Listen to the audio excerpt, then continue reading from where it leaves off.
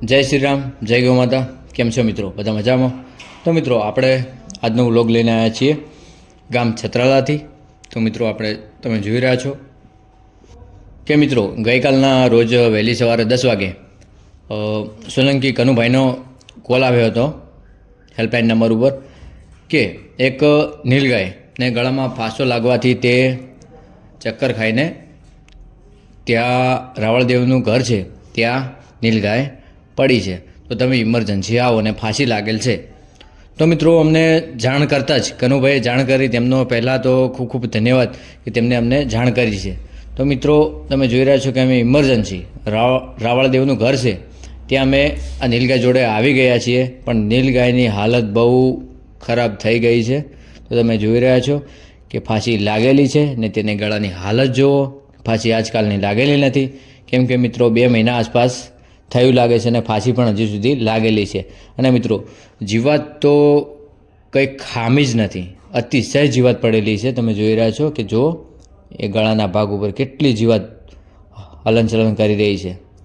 તો મિત્રો જે પણ ભાઈઓ આવી ફાંસીઓ લગાતા હોય તો 2 હાથ જોડી અને નમ્ર વિનંતી કરું છું કે આવી ફાંસી ના લગાવો, કેમ કે તમારી ફાંસી લગાવ્યા બાદ આ જીવને કેટલું સહન કરવું પડે છે. જો જોઈ લો, તમે આજે આ વિડીયો પૂરો જોજો એટલે તમને જાણ થશે કે આ જીવને હાલત કેવી થઈ છે તમારી એક ભૂલના કારણે.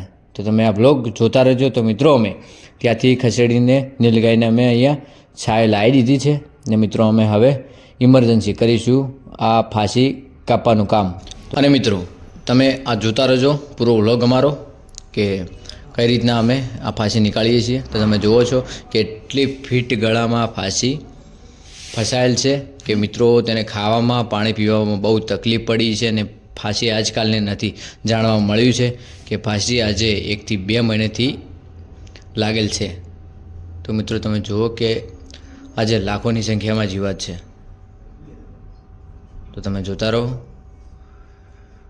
તો મિત્રો બહુ બધી મહેનત કરીશું જેટલું બને તેટલું આ નીલગાયને જીવ બચાવવા માટે, કેમ કે મિત્રો હાલત તો બહુ ખરાબ છે, પાણી પણ પી શકતા નથી એવી હાલત થઈ ગઈ છે.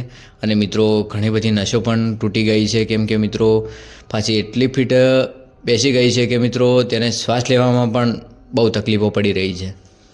તો મિત્રો જોતા રહેજો અમારો વ્લોગ. તો હું અને કનુભાઈ બંને અમે નીલગાયની ફાંસી લાગેલી છે તે કાપી રહ્યા છે. તો જોતા રહેજો અમારો વ્લોગ. તો તમે જોઈ રહ્યા છો કે ધીરે ધીરે અમે ફાંસી કાપી રહ્યા છે. અને મિત્રો તે દોરીથી ફાંસી લગાવવામાં આવી છે, મોચા ભરવાની જે દોરી આવે ને તેનાથી ફાંસી લાગેલ છે. એટલા માટે ફાંસી આ દિવસ સુધી તૂટી નથી, કેમ કે દોરી બહુ મજબૂત છે. તો મિત્રો જોતા રહો કે અમે ફાંસી કાપી દીધી છે. તો મિત્રો આ છે તે દોરી, અને તે દોરીથી આજે બહુ તકલીફો અને બહુ પીડા સહવી પડી છે આ નીલગાયને. તો તમે જોતા રહો. તો મિત્રો અમે હવે દવા લગાવીએ છીએ, તે સ્પ્રે મારીએ છીએ જીવાત માટે. તો મિત્રો થોડી રાહત મળે નીલગાયને, કેમ કે હાલત તો બહુ ખરાબ છે. પણ આપણે બસ દ્વારકાધીશ ઉપર છોડ્યું છે, બરાબર. આપણે હવે આગળ ટ્રીટમેન્ટ કરીએ છીએ અને બધી જીવાત કરી દઈએ છીએ બહાર. તો તમે જોતા રહો અમારો બ્લોગ. અને મિત્રો જેટલો બને એટલો આ વિડીયો શેર કરજો કે મિત્રો જે પણ આવું કોઈ પણ જીવ સાથે, માસૂમ જીવો સાથે જે આવી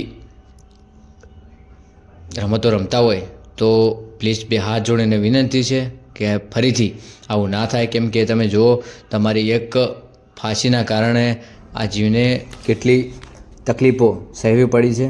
તો મિત્રો તમે સામે જોઈ રહ્યા છો, તમને ખબર જ હશે. તો મિત્રો અમે આ નીલગાયને દવા નાખી અને જીવાત નીચે પાડી રહ્યા છીએ. તમે જોતા રહો બ્લોગ અમારો.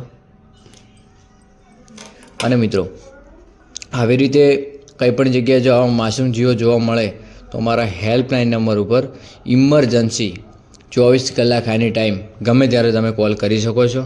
અને મિત્રો અમારો હેલ્પલાઇન નંબર તમને ખબર ના હોય તો હું તમને જણાવું છું, દરેક વિડીયોમાં બોલું છું. તો મિત્રો હું તમને ફરીથી જણાવું છું એકવાર કે 7984809596. તો મિત્રો આપણો છે આ જીવદયાનો વગડો ગૌશાળાનો હેલ્પલાઇન નંબર. 24 કલાક એની ટાઈમ ગમે ત્યારે જીવો માટે, કોઈ પણ જીવ, પશુ પક્ષીઓ, ગાય માટે ગમે ત્યારે તમે કોલ કરી શકો છો. તો મિત્રો આ છે અમારો નંબર. તો મિત્રો હું તમને ફરીથી એકવાર જણાવી દઉં છું કે 7984809596. તો મિત્રો આ છે મારો હેલ્પલાઇન નંબર. ગમે તે જગ્યાએ જો આવા માસૂમ જીવો તમને તડપતા જોવા મળે તો મારા નંબર પર તરત જ 1 મિનિટનો સમય લઈને કોલ કરવા વિનંતી. તો તમે જુઓ કે દવા લગાવવાથી કેટલી જીવાતની હલચલ ચાલુ થઈ ગઈ છે અને કેટલા જીવાતો મરી રહ્યા છે, કેટલી ભોય જીવાત નીચે પડી રહી છે. તો તમે જોતા રહો. તો મિત્રો આવી રીતે કનુભાઈ જ્યારે તમને જોઈ જતા અમને કોલ કર્યો તો તમે પણ આવી રીતે સાથ સહયોગ આપી શકો છો. મિત્રો તમારી જોડાથી અમારે કંઈ જ જોતું નથી, બસ આવા માસૂમ જીવો જો પીડાતા જોવા મળે તો બસ 1 મિનિટનો સમય લઈ અને ઇમરજન્સી અમારા હેલ્પલાઇન નંબર પર કોલ કરજો તો આવા માસૂમ જીવોનો જીવ બચી જાય. તો મિત્રો આ વ્લોગ આગળ જોતા રહેજો તો થોડી જાણ તમને થતી રહેશે કે મિત્રો આવા માસૂમ જીવોની સેવા કેમ થાય છે. વાતોથી નથી થતી, કેમ કે મિત્રો બહુ બધી મહેનત કરવી પડે છે. કે મિત્રો અમારા વ્લોગ સાથે તમે જોડાયા રહેજો તો મિત્રો તમને જાણ થતી રહેશે કે મિત્રો કેમ સેવા થાય છે. તો મિત્રો તમે જોઈ રહ્યા છો કે નીલગાયની હાલત બહુ બગડવા લાગી છે, કેમ કે મિત્રો આ જીવાતે મિત્રો નીલગાયને કંઈ નસ બાકી રાખી નથી. મિત્રો બધું આ જીવાત ખાઈ ગઈ છે. પણ મિત્રો હવે ભગવાન ઉપર વિશ્વાસ છે, બરાબર. તો તમે જોઈ રહ્યા છો કે જીવાત ધીરે ધીરે તેનો વિનાશ થઈ રહ્યો છે. પણ બસ હવે ઉપરવાળા ઉપર આપણે ભરોસો છે કે આ નીલગાયનો જીવ બચી જાય. તો મિત્રો તમે જોતા રહો કે હાલત બહુ બગડવા લાગી છે. મિત્રો તેને ભાન પણ નથી. તો તમે જોતા રહો. અને મિત્રો જીવાત તો અતિશય પડી છે, કંઈ જગ્યા બાકી નથી. તમે જોઈ રહ્યા છો કે ગળાના આજુબાજુમાં જે ફાંસી લાગેલી હતી તે આજુબાજુમાં તો જીવાત આજે હજારોની સંખ્યામાં પડેલી છે. તો તમે જોતા રહો. મિત્રો મહેનત તો બહુ બધી કરી છે, તેનો જીવ બચી જાય, પણ જોઈએ છીએ કેમ કે મિત્રો તેની હાલત બહુ ખરાબ થવા લાગી છે. અને આ તમે જોઈ રહ્યા છો કે નીચે કેટલી જીવાત પડેલી છે. તો મિત્રો સ્પ્રેના કારણે જીવાત તો નીચે પડી રહી છે. જેટલું બને એટલી આપણે મહેનત કરી રહ્યા છીએ. અને મિત્રો આ નીલગાયને અમે દવા કરી અને ટ્રીટમેન્ટ કરી તે છાયાની નીચે સુરક્ષિત જગ્યાએ મૂકી અને અમે એક પ્રાઇવેટ સાધન લેવા માટે ગયા હતા. તો મિત્રો તે રાવળ દિવસે તેમના ઘેરથી કોલ આવ્યો અમારા નંબર પર કે તે નીલગાય દેવ પામ્યા છે, તો તેમની જોડે આવો.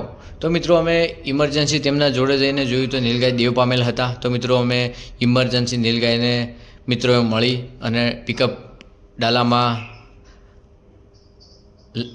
ઉપર ચડાવી અને ભરી અને અમે બનાસ નદીમાં સમાધિ આપવા માટે આવ્યા છીએ. તો મિત્રો તમે જુઓ કે આ છે બનાસ નદી અને તે નીલગાયને અમે સમાધિ આપવા માટે આવ્યા છીએ.